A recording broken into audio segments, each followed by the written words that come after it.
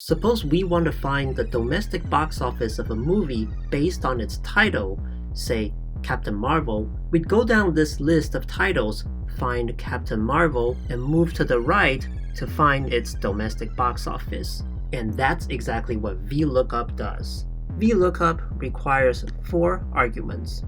The first argument, lookup value, is what you are using to find your result. Since we're using title to find domestic box office, the title is our lookup value. Therefore, type in Captain Marvel. Put double quotes around it to tell Excel that we're looking for a string of text. Use comma to move to the next argument. The second argument is a table that contains the result, in our case, domestic box office. However, when you select the table, make sure that your lookup value is in the first column that you select. This means select the title column up to domestic box office. Do not select from the released column. If you do that, it will look for Captain Marvel in the released column and never find it. Again, use comma to move to the next argument.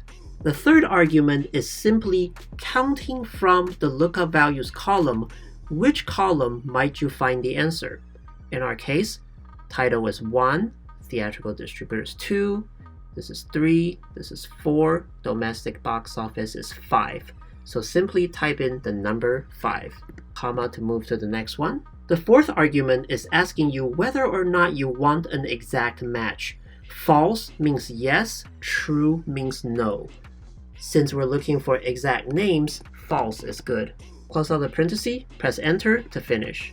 And that's it, 426 billion.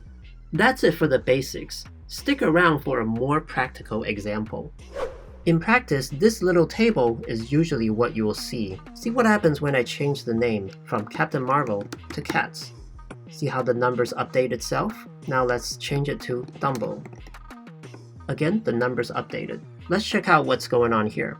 If we click into this VLOOKUP, you can see that it's still pretty much the same. The only difference is that the lookup value is referencing this cell at I2. So basically whatever I type in at I2, it'll use that as the title to match it here in the table. Just like before, since it's domestic box office, the column that we want to return is 5. Let's look at this other cell. Again, it's also referencing I2, and whatever I type in here, it will try to match it here and look for the production budget, which is the 4th column. That's it. In another video, I discuss when we'll actually use true at the end instead of false.